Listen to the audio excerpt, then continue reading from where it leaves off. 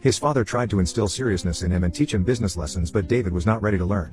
He wanted the money to be served on a platter, but his dad got no chills. After enduring him for 2 years, he threw him out of the company and said he could join it only after working for 5 years in other companies. I hated his dad for doing this because we were planning to have a child, but his firing delayed our plan. Back then I used to believe whatever David fed me. He used to paint a picture that he was right while his dad was a miser and tough. In retrospect, I think his dad was right all this while and I was dumb to believe him blindly. After a lot of struggle and some firings, David got a stable job. We started planning for a baby. That's when the real problem began. Months after months went, but we got no luck in seeing the 2 lines on the pregnancy test. After trying naturally for more than 2 years, our doctor suggested we go for IVF.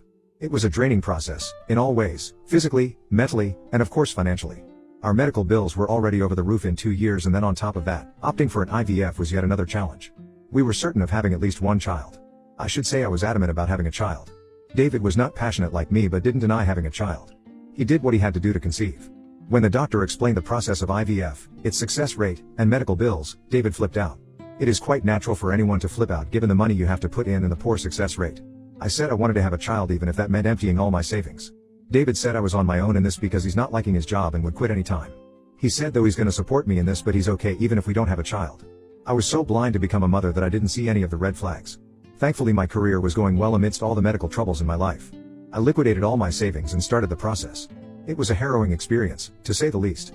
I thought I had already undergone 2 years of treatment with several hormonal injections and endless medicines. I can endure IVF process, how hard it could be. But it was difficult. After a while, I lost the count of injections I had been through. To add to my distress, our first attempt failed.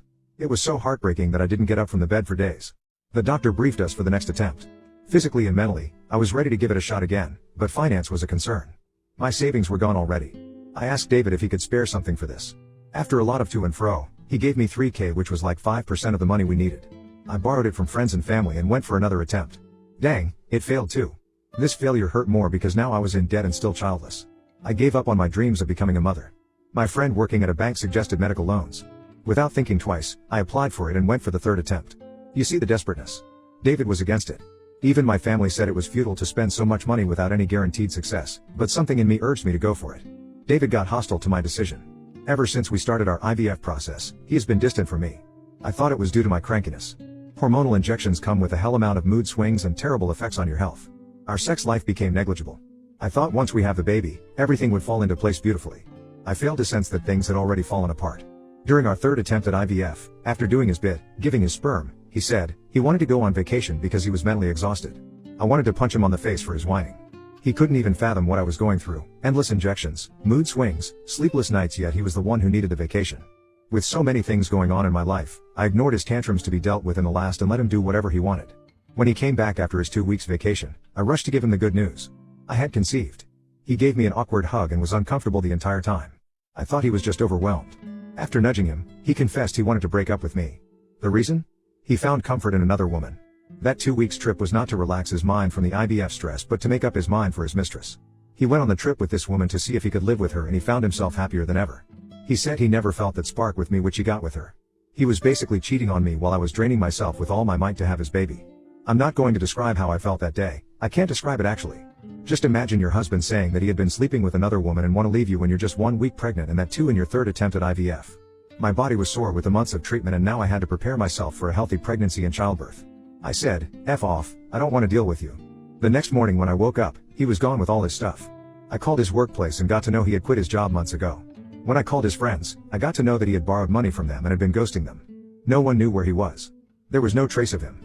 He abandoned me with an unborn child and piles of debts. It had been 9 years since then. I was blessed with a baby girl. In that vulnerable situation, my Phil came to my rescue. He cleared off David's debts as well as my medical loans and the debts I had incurred during the IVF. He also paid the hospital bills for my delivery.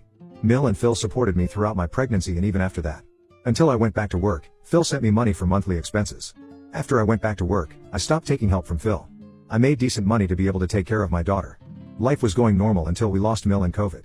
Phil was also infected, but he was able to fight the virus, but Mill succumbed to it. This happened during the first month of COVID. Though Phil had recovered, losing Mill was very tough on him, emotionally. On top of that, there was a lockdown, so he couldn't meet anyone or even go outside. He was giving up on life. It was my turn to pay his debt. I volunteered to move in with him with my daughter. He needed someone at home to be able to talk and express his emotions. My daughter also needed a companion because outdoor activities were shut. So moving with her grandpa was best for all of us. Phil Heath improved considerably. My daughter made memories of her lifetime with her grandpa. Even after the lockdown was lifted, my daughter refused to leave grandpa's house because it had a garden and pool and she loved staying with grandpa. So we continued to live with him. Last year, my company wanted us to work from the office, so we had to move back to our home. Commuting from Phil's place was not possible because my workplace was away from his house. Phil was very upset and insisted we stay with him and he would take care of our expenses, but I didn't want to suck onto his money. I promised him that we would visit him every week and we did. Last month, my Phil got terribly sick. He was rushed to the hospital. He passed away in his sleep on the third day of his stay at the hospital. The doctor said that the primary reason for his deteriorating health was his loneliness. During his stay, he had asked his nurse to make several calls to his siblings and other family members, but no one turned up. Even his call history suggested that he called many of his relatives, but hardly anyone came to meet him. I found his diary in his bedroom drawer. He wrote how he was so grateful to me for staying with him and how much he enjoyed playing with my daughter. After his death, I called up all the relatives to inform them about Phil's demise, and surprisingly everyone showed their interest in attending the funeral. It's funny because no one showed up when he was alive. During his funeral, David showed up. God knows how he came to know about Phil's demise. He must have been in touch with some